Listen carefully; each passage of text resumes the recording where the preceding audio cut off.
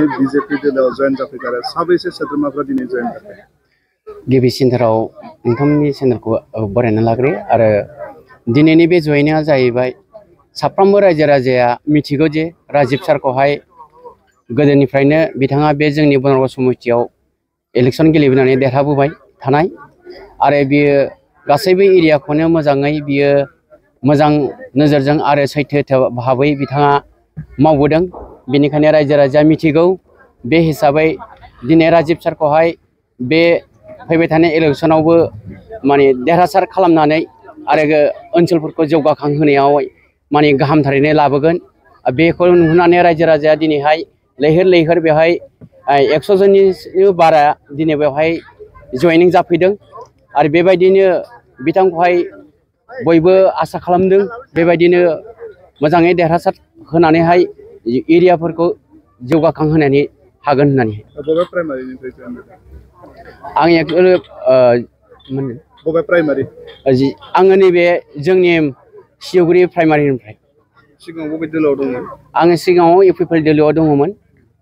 दिनैहाय आङो बे बिपिएफ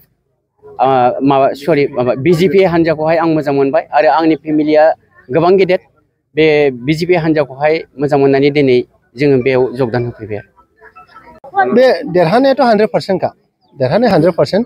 मानो होनबा जोङो बेवहाय जोंनि भटार पेटार्न दं आरोखि भटार पेटार्न। बे भटार पेटार्नखौ जुदि नायोब्ला जोङो नोङो बाहायबो बुंनो हायो जे अना बर' होनना जायखौ बुंदों जों जि जिनिसखौ आगोलनिफ्राय मिन्थिबोदों आरो रायलायबोदों जे अना बर'आ बिजेपिखौ 80% हमना लादो। बेंगलि सम्प्रदायनिफ्राय 80% अना बर'आ बिजेपिखौ मोजां मोनो। आदिबासि सम्प्रदायनिफ्रायबो 60-70% मोजां मोनो। नेपालि सम्प्रदायाबो 70-80% मोजां मोनो। होमब्ला नों हमना लादो अना बर'आ बिजेपिनो भटखौ होखागोन। आरो जोंनि जायनाखि बर' भटार दं बे बर' भटाराबो जोंना नैबे स्पेसियेलि आङो बनरगावखौ होनगोन 25 बा 30%सो बर'फ्रा दा बिजेपिआव जगदान जादों। ओंखायनो फैगौ समाव जा माने 9 नम्बर बनरगाव समस्तिनिफ्राय बिजेपिनि जायनाखि माने बिथां राजीब ब्रह्म बे देरहागोना 100% खाथां। जिहेतु राजीब ब्रह्मआ बिपिएफनिफ्राय फैनाय बे बिथिङै नायबाथाय बिपिएफ आरो बिजेपि भटआ गावसारगोन नामा? थारमाने बेहाय माने जोंहा बेखौ क्लियार जानाया मोजां जे राजीब ब्रह्मआ बिपिएफनिफ्राय फैनाय बे नंगौ खोथाया। खिन्थु माने राजीब ब्रह्म फैनाय लोगो लोगो राजीब ब्रह्मखौ मोजां मोनग्रा मानसिया बिपिएफआव जायनाखि दंमोन बिथाङा बेजों फैफाबाय। आरो जायनाखि माने राजीब ब्रह्मखौ मोजां मोना बेबो दंबोयोमोन। खिन्थु नैबे जा बर्थमान जायनाखि थासारि जायनाखि दोहौ जे राजीब ब्रह्मखौल' मोजां मोननानै माने लैहोर लैहोर फैगासिनो दं बै राजीब ब्रह्मजों फैदों। दा फैबाय थानाय समाव जुदि जोङो माबा मोनसे खारनाव इउपिपिएलजों एलायन्स गेलेनांगौ जुदि जायोब्लाबो 9 नम्बर बनरगाव समस्तिखौ इउपिपिएलआ राजीब ब्रह्मनो होखागोन, बिजेपिनो होखागोन। अब्ला बेवहाय मारै थानो बिदि सानबाय। हमना लादो जुदि माने एलायन्स गेलेयोब्लाबो इउपिपिएलआव दंब्लाबो इउपिपिएलनि माने जायनाखि बिथांमोन भटारफोर बिथांमोना राजीब ब्रह्मनो भट होखानांगोन। गतिके जोङो जुदि एलायन्सआव गेलेयोब्लाबो जों बेवहायनो होखानांगौ जुदि जायोब्ला आरो बिथांमोना सानगासिनो राजीब ब्रह्मआनो देरहागोना मोजां। आरो मानो होनबा आगोल जायनाखि 15 बोसोर बे 15 बोसोर सासन कालाव राजीब ब्रह्म नट अनलि राजीब ब्रह्म आरोखि बिपिएफआ मा खामानि मावलांदोंमोन बेखौ नुदों। सेम दा राजीब ब्रह्मआ बेबायदि स्पिरिटजों खामानि मावगोन बेखौबो माने आसा खालामदों। दा फैबाय थानाय समाव जोङो राजीब ब्रह्मआनो बे 9 नम्बर बनरगावनिफ्राय माने टिकेटखौ मोनगोन आरो देरहागोना खाथां। भटआ गावस्रानाय नङा? भट गावस्रानाय नङा। गोबां जयनिं हाबाफारि दासिमाव माबायदि नैबे बनरगाव हिसाबै बिजेपिनि थासारिया माबायदि सिगां नोंथांमोनखौ आङो बरायनानै लाग्रोबाय। लोगोसे दिनै बेहाय सिजुगुरि शक्ति केन्द्रनि सिङाव थानाय खोला पाटगावआव पाटगामि होनो आरोखि खोला पाटगाव जा मोनसे जयनिं प्रग्राम लादों। बे जयनिंआ आफलागाव शक्ति केन्द्रनिफ्राय नुजाफैनो हादों। जेरै आथियाबारि आरो सिजुगुरि शक्ति केन्द्रनिफ्राय आरो बे साउथ पाटगाव गोजोनस्रि मिलनपुर बेनिफ्राय फैदों।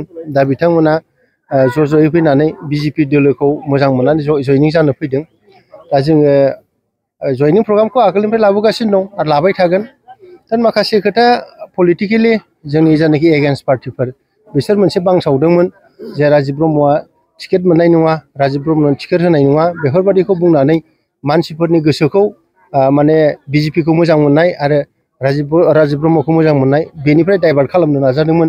नाथाय फैयै फैनानै आसाम स्टेट मानिफ्राय जेनेबा जोंहा डक्टर हिमन्त बिश्व शर्मा बिथाङा बुंदों जे फैगौ समाव जोङो बिटिसि आव बिजेपिआ हारसिंनो इलेक्सन गेलेगोन जोंनि आसामनि जायनोखि बिजेपिनि प्रेसिडेन्ट बिथाङाबो बुंदों जे जोंहा 40टा समस्ति बिटिसि आव दं बे 40टा समस्तियाव बिजेपिआ हारसिंनो इलेक्सन गेलेगोन दा बेफोरबायदिखौ खोनानानै रायजोफ्रा मोनसे बिसास जादों जेबो जोंना बनरगाव समस्तियावबो बिजेपिआ राजिब ब्रह्मनो टिकेट होगोन आरो माने देरहागोन बेखौ नुहुरनानै दा रायजोफ्रा ज' फैदों जों दिनैहाय बे प्रग्रामखौ लानानै दा बेहायनो मिन्थिनो मोनबाय जे रायजोफ्रा आरो फैबाय थाबावगोन। बेयो आफ्लागाव आथियाबारि गामिनिफ्राय फैदों ओमफ्राय सिउगुरि गामिनिफ्राय गासै 100 जन जादों बिथांमोना